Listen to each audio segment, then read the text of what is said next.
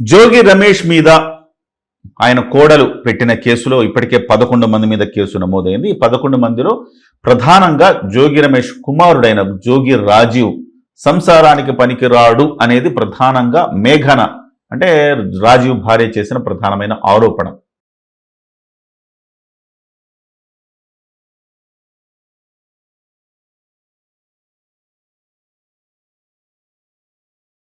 పెళ్ళైన తర్వాత నుంచి నా దగ్గరకు అతను రాలేదు, అతనికి సాటిస్ఫై చేసే శక్తి అతనికి లేదు, అది నాకు స్పష్టంగా అర్థమవుతోంది అని చెప్పేసి ఆ అమ్మాయి మేఘన మీడియా ముందుకొచ్చి చెప్పింది. అలాగే కోర్టులో కూడా విడాకుల పిటిషన్లు కూడా పొందుపరిచింది.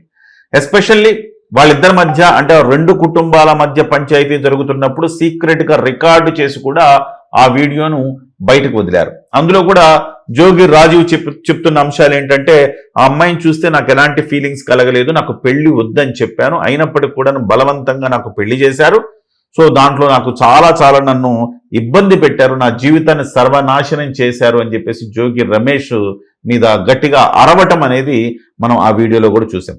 మొత్తానికి ఇప్పుడు తాజా సమాచారం ఏంటంటే, జోగి రమేష్ తనయుడైన జోగి రాజీవ్కు పోలీసులు పొటెన్సీ టెస్ట్ చెయ్యాలని కోర్టును అభ్యర్థించారు. అయితే కోర్టు దీన్ని 31వ తారీఖుకి వాయిదా వేస్తూ ఒక నిర్ణయం తీసుకుంది. జోగి రాజీవ్కు పొటెన్సీ టెస్టుపై పోలీసులు కోర్టులో పిటిషన్ వేశారు. ఈ కేసు 31వ తారీఖు వాయిదా పడింది. ఇది విషయం అన్నమాట. సో మొత్తం మీద అతనికి పొటెన్సీ టెస్ట్ చేసి నిజంగా అతను పొటెన్షియల్, అతను లైంగిక సామర్థ్యం ఉన్నవాడు అని తేలితే కేసు మరో మలుపు తీసుకుంటుంది. లేదు, నిజంగానే అతనికి లైంగిక సామర్థ్యం లేదు అని తెలిస్తే గనక ఈ కేసులో మేఘన పూర్తిగా విజయం సాధించినట్టు అవుతుంది. దీనికి సంబంధించి కేవలం అదొక్కటే కాదు, గృహహింస కేసు కూడా వాళ్ళ మీద ఉంది.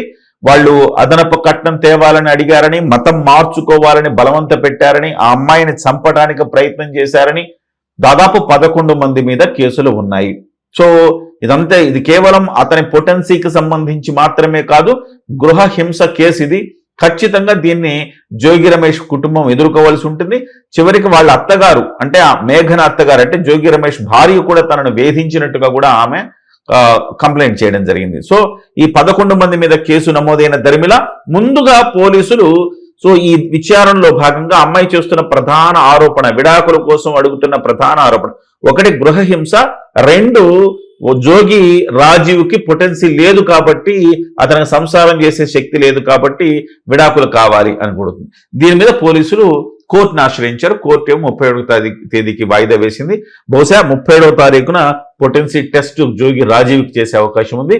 అప్పుడు రిజల్ట్ని బట్టి కేసు మరో మలుపు తీసుకునే అవకాశం స్పష్టంగా కనబడుతోంది.